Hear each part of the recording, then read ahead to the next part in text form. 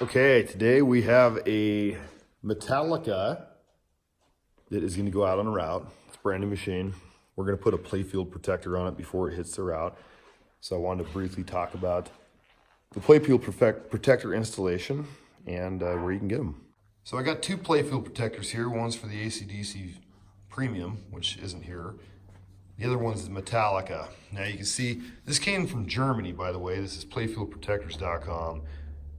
The product so far seems pretty dang good. It came completely flat in this flat pack. I got it like 3 days after I ordered it. It was amazing. So after kind of taking a look at this playfield protector and looking at what we have to do to install it, it doesn't look like it's that challenging. You know, you have to remove some stuff from your playfield. Right away you can kind of lay this on there and see, you know, what we're going to need to remove. Definitely gonna have to remove the flipper pedals to get those off.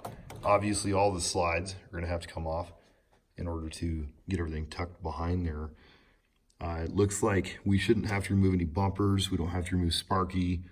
Might have to unplug them to get the that back piece down there underneath them, and then remove that slide. Looks like we don't have to remove any of the playfield drops for the Master of Puppets crosses. Looks like we're gonna have to remove that upper plastic, although we might be able to fish that by too.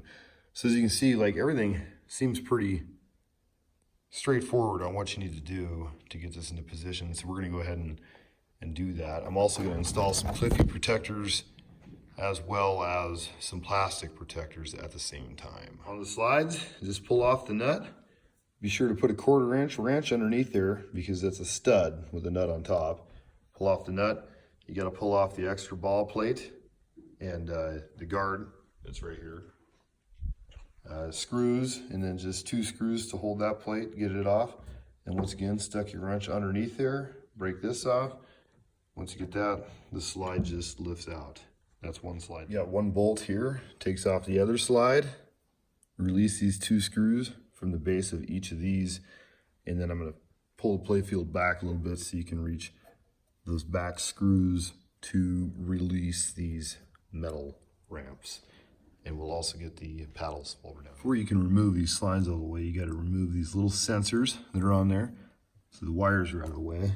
I think this back one right here is going to be all right. I'll just tip it up. But this one right here has got to come off so you can drop the playfield protector down inside there. Okay, you loosen the arms on the flipper mechanism, lift your flippers out. Everything else is ready for it to go in. I think we can just weasel it back behind Sparky without any problems. At this point, you need to keep in mind that cliffy protectors, there's not recesses cut out for the cliffy protectors on these playfield protectors. So I think the snake one's gonna be okay. I don't know until I put it in. It's possible that I'll have to trim around the cliffy protector on the playfield protector. The mystery scoop won't work. I'm gonna have to definitely trim where the mystery scoop goes. And then at this point in time, this is when you clean your table, your playfield really good, and make sure to put a layer of mill wax down before you put the protector field on. After that, you'll clean it as well, but that's where we have to start, is cleaning. Fresh coat of mill wax is down. Playfield looks amazing, really clean, ready to install. This is where I pulled out my vinyl gloves because I don't want my oil on my fingertips to get on the playfield protector when I pull the plastic backing off. Pull the plastic backing off and wipe it off with a rag to make sure it's dry before you put it down, and then we'll stick it in. Well, the playfield protector dropped right into position as I expected it would. Had to kind of fish it up into there and fish it up into there before you got everything down on this end. Unfortunately, mine broke during the process of installing it, which really bums me out. As you can see, it cracked right there, so I'm gonna try to, I guess, fix it with a piece of Mylar. Thankfully, it's in the drop, so it really shouldn't affect gameplay too much, but just keep in mind, you know, that these things do shatter. They're not bendable. I didn't even get aggressive with that whatsoever. I popped it around that washer and it just snapped. So let my mistake be your benefit, so don't do that. I recommend taking these off before installing this on the Metallica table. Now this was the Metallica Pro. I'm sure the Metallica Premium is a lot more challenging to install because there's the hammer of justice and a lot more going on the table. But this this playfield protector took me about 40 minutes to install. Of course, I'm not done. I still have to reassemble. So I'm going to say, safe to say, you probably have 2 hours to get a playfield protector in position, depending on how much cleaning you have to do. I think that's a pretty good piece of insurance for a couple hours and $100. And also keep in mind too, these guys charge us quite a bit of shipping because they are shipping it across the planet to the US. So if you can bundle them, even better. They make a pretty good product too for their plastic protectors. Pretty heavy duty, pretty thick. I was impressed on how heavy they are. That's for the AC/DC table. So far, 2 thumbs up to playfieldprotectors.com. A few more things that I did here. I went ahead and put in a Cliffy protector right there. It was a little tricky kind of getting it in the Metallica table because it has self-adhesive tape on the back, but you also have to undo these screws here and you got to stick it under this lip. So in order to stick it under that lip, you got to pop it in here and then kind of pry it under. You have to almost bend it a little bit, but it didn't bend. And then of course a ball launch protector. I had to move the level up a hole to put that in, which no problem. And then the next thing, while I have this off, I'm going to go ahead and put some plastic protectors on.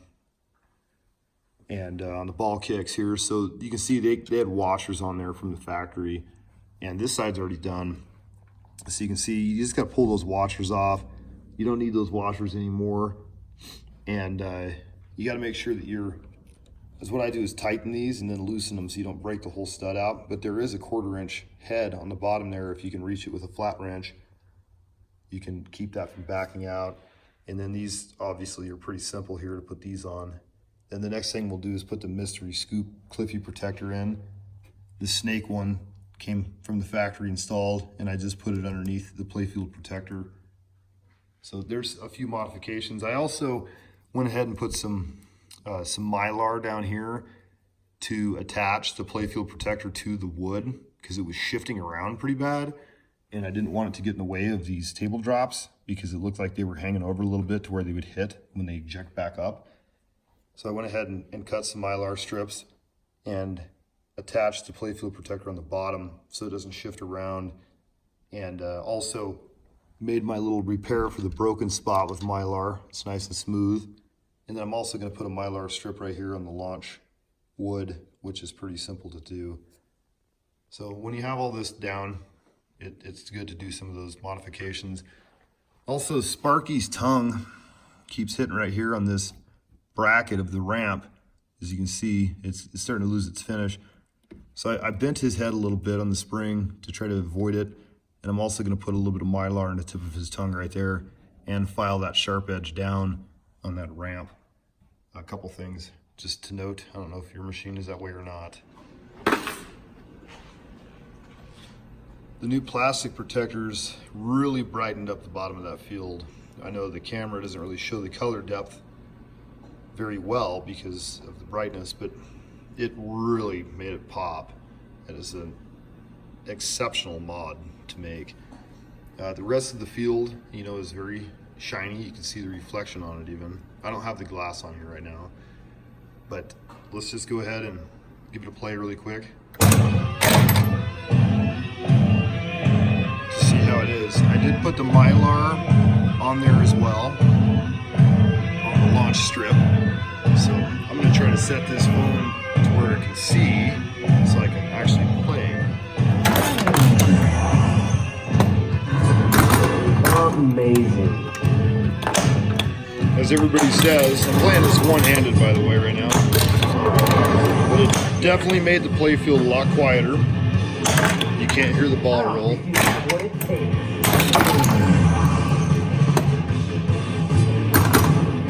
Very quiet.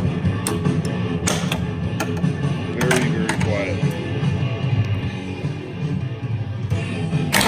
Overall, that is an exceptional mod, and I recommend anybody to make that mod.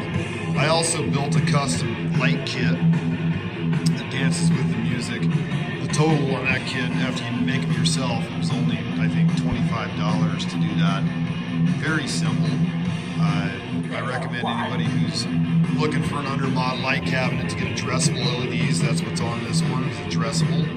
So it's not just a fog changing, fade a particular color. And it also shuts off to a solid color when the music isn't playing. So very good attraction feature for the pinball machine.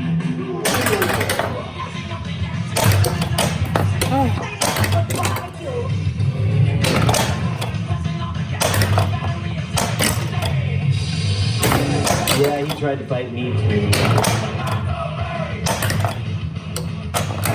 Yes! Yes!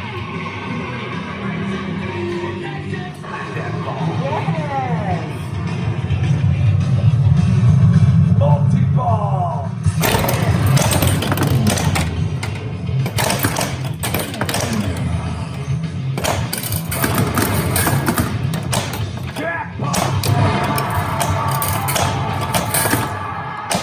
Nice free shot.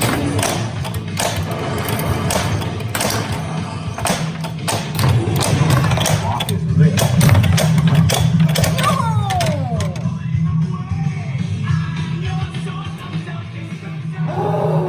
That was good. Enter your initials.